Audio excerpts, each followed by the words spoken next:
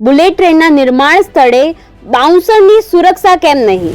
અમદાવાદમાં બુલેટ ટ્રેનનું કામ ફૂલ સ્પીડમાં, વિશાળ સિક્યુરિટીની આ તે કેવી નિર્લજ્જતા!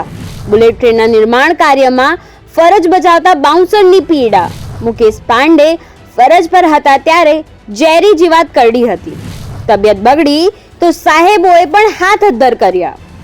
નમસ્કાર, ન્યૂઝ ફોર ઇન્ડિયામાં આપનું સ્વાગત છે. હું હિમાની આપની સાથે. ભારતીયો દેશમાં પાટા પર બુલેટ ટ્રેન ક્યારે દોડશે તેની રાહ જોઈ રહ્યા છે. સૌથી પહેલા રૂટ મુંબઈ અમદાવાદ વચ્ચે દેશની પહેલી બુલેટ ટ્રેનનું કામ જોરશોરથી ચાલુ થઈ રહ્યું છે. ભારતની પ્રથમ બુલેટ ટ્રેન 2026માં તૈયાર થશે. તો અમદાવાદમાં બુલેટ ટ્રેનના નિર્માણ કાર્યમાં વિશાળ સિક્યુરિટી નામની કંપનીએ બાઉન્સરો તૈનાત કર્યા હતા. અનુપમ ટોકીઝ પાસે જ્યાં બુલેટ ટ્રેનનું નિર્માણ કાર્ય થઈ રહ્યું છે ત્યાં મુકેશ ગોકુલ પ્રસાદ પાંડે બાઉન્સર તરીકે ફરજ બજાવતા હતા. તેઓ ફરજ પર હતા તે દરમિયાન તેમને ઝેરી જીવાત કરડી હતી. ત્યારબાદ તેઓની તબિયત ખરાબ થઈ હતી અને પગમાં ઇન્ફેક્શન થયું હોવાનું સામે આવ્યું હતું, જ્યારે મુકેશ ગોકુલ પ્રસાદ પાંડેને રજા લેવી પડી હતી. દરમિયાન તબિયત ખરાબ થતા તેઓએ તેમની કંપની સાથે વાત કરી હતી અને કંપનીએ માણસાઈ પણ ન દાખવી, સાથે જ એમને કોઈ સહાય આપવાના બદલે હાથ અદ્ધર કરી દીધા હતા. ઉલ્લેખનીય છે કે ડ્યુટી દરમિયાન કર્મચારીને કોઈ પણ ઈજા કે નુકસાન થાય તો જવાબદારી કંપનીની હોય છે અને કંપનીએ સારવાર સહિતની જવાબદારી ઉઠાવવી પડે છે. પરંતુ મુકેશ ગોકુલ પ્રસાદ પાંડેને વાત ન તો સરકાર સુધી પહોંચી શકી છે અને ના તો વિશાલ સિક્યુરિટી નામની કંપની તરફથી કોઈ જવાબ મળી રહ્યો છે. તો શું છે સમગ્ર વાત એ મુકેશ ગોકુલ પ્રસાદ પાંડે પાસેથી જ જાણીએ. નમસ્કાર દર્શક મિત્રો, હું છું શરીફ ગાંચી અને આપ જોઈ રહ્યા છો ન્યૂઝ ફોર ઇન્ડિયા. આપણા વડાપ્રધાન શ્રી નરેન્દ્ર મોદીનું સૌથી મોટું એક લક્ષ્ય હોય તો એ છે બુલેટ ટ્રેન. અમદાવાદમાં બુલેટ ટ્રેનને દોડતો જે સૌથી મોટો અત્યારે હાલમાં લક્ષ્ય શ્રી નરેન્દ્ર મોદી સાહેબનો છે. તો એને લઈને હાલમાં જે વર્કરો કામ કરી રહ્યા છે એમની સેફટી શું, જે બાઉન્સર તરીકે જે આ જે મણિનગર બુલેટ ટ્રેન પાસે જે વિભાગ હતો બુલેટ ટ્રેનનો, ત્યાં ફરજ બજાવતા એક બાઉન્સર હતા. તેમને ડ્યુટી ઉપર અચાનક કોઈ જીવડું આવીને કરડી જાય છે અને તેમના પગમાં ઇન્ફેક્શન થઈ જાય છે અને પગમાં સડો આવી જતા તેમને એડમિટ કરવામાં આવે છે અને તેની પછી તે તેમની બાઉન્સરની કંપનીને ફોન કરે છે અને તેમને દવા માટે ભલામણ કરે છે. તો તેમની જે બાઉન્સરની કંપની છે એ ફોન રિસીવ નથી કરતી, તો એમને અમારી મીડિયા આજે ન્યૂઝ ફોર ઇન્ડિયાનો સંપર્ક કરી અમને બોલાવીને હકીકત જણાવવાની વાત કરી છે. તો આવો અમે તેમનાથી હકીકત જાણીશું કે શું હકીકત છે અને કેટલા સમયથી ત્યાં નોકરી કરતા હતા અને કઈ બાઉન્સરની કંપની હતી અને કઈ કંપનીમાં જોબ કરતા હતા એ વાત કરીશું અત્યારે અમે એમની સાથે. સૌથી પહેલાં આપનું નામ જણાવજો. મુકેશ ગોકુલ પ્રસાદ પાંડે. આપની સાથે શું બનાવ બન્યો હતો અને આપ કેટલા સમયથી આ બુલેટ ટ્રેનમાં બધું બાઉન્સર તરીકે ડ્યુટી બજાવતા હતા અને કઈ જગ્યા પર ડ્યુટી બજાવતા હતા?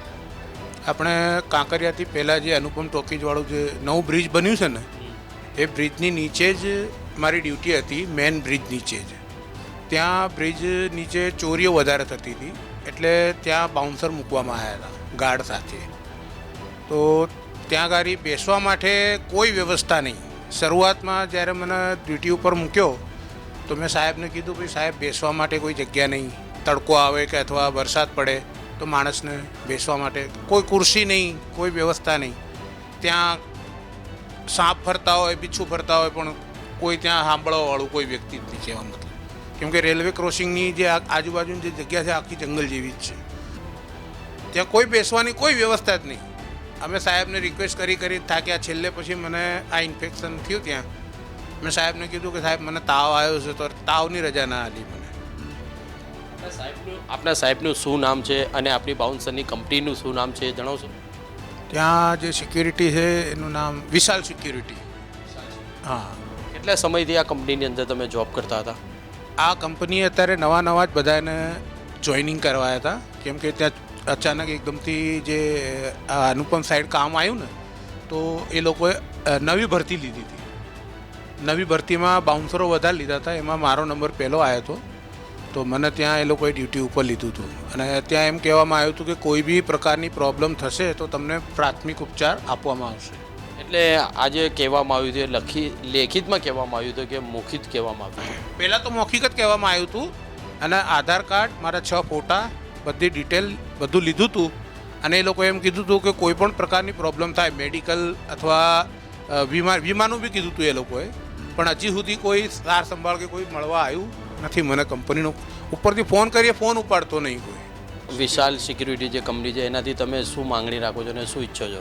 મારી તો માંગણી એટલી જ છે કે જે આ મારો પ્રોબ્લેમ છે એમાં મને થોડીક હેલ્પ કરે, કેમ કે ઓન ડ્યુટી થયું છે, જે થયું છે ઓફ ડ્યુટી થયું નથી. પ્લસ મારી એકલાની જ નહીં, 90% જેટલા બી ત્યાં બાઉન્સર અને સિક્યુરિટી ગાર્ડ છે એમને કોઈ પણ જાતની કોઈ પણ વ્યવસ્થા નથી. પીવાના પાણી સુધીની વ્યવસ્થા નથી ત્યાં. તમે પોતે ત્યાં જઈને જોશો ને કે સિક્યુરિટી ગાર્ડ અને બાઉન્સરોની જે કફોડી હાલત છે, એકદમ આમ તમને પોતાની દયા આવી જાય કે આ માણસ આટલા વરસાદમાં અહીંયા કેવી રીતે બેઠો હશે. અત્યારે જે આ વિશાલ બાઉન્સરની કંપની છે તે તેમની ઓફિસ કઈ બાજુ છે એ જણાવશો? એમની ઓફિસ પતંગ હોટલની પાછળ જ સત્યનારાયણ કે એવું કંઈક કોમ્પ્લેક્સ છે, એમાં ત્રીજા માળે જ છે એમની ઓફિસ, વિશાલ સિક્યુરિટી. અને આમાં તમે કેટલા સમયથી જોબ કરતા હતા? ત્યાં હું એકદમ ન્યૂ જોઈનિંગ કરી હતી, કેમ કે એકદમ નવી ભરતી આ લોકોએ કરી હતી. તો ટોટલ 15 તારીખથી હું લાગ્યો તો 15 અને 15 દિવસ, 1 મહિનો, ટોટલ 45 દિવસ મેં ત્યાં ડ્યુટી કરી. આપને ખ્યાલ હશે કે આપણે આ જે વિશાલ કંપની જે બાઉન્સરની કેટલી જૂની છે અને શું છે? વિશાલ કંપની લગભગ જ્યારથી બુલેટ ટ્રેનનું કામ ચાલુ થયું છે, લગભગ 3 વર્ષ તો થઈ જ ગયા છે, ત્યારથી ત્યાં જ છે. એ સિક્યુરિટી એટલે એ વિશાલ સિક્યુરિટી જ ચાલી રહી છે ત્યાં. અચ્છા, તો આના વિશે તમે કોઈ ઉપર અધિકારીને કે કોઈ બીજા જગ્યા ઉપર કમ્પ્લેન કરવામાં આવી છે આને લઈને? હા, ત્યાં જે મોટા મોટા જે સાહેબો છે, જે એન્જિનિયરો છે, પછી વર્કરોના જે મુકદ્દમ જે હોય મેન માણસો, બધાને મેં કીધું હતું કે સાહેબ અહીંયા બેસવા માટે કોઈ વ્યવસ્થા નથી.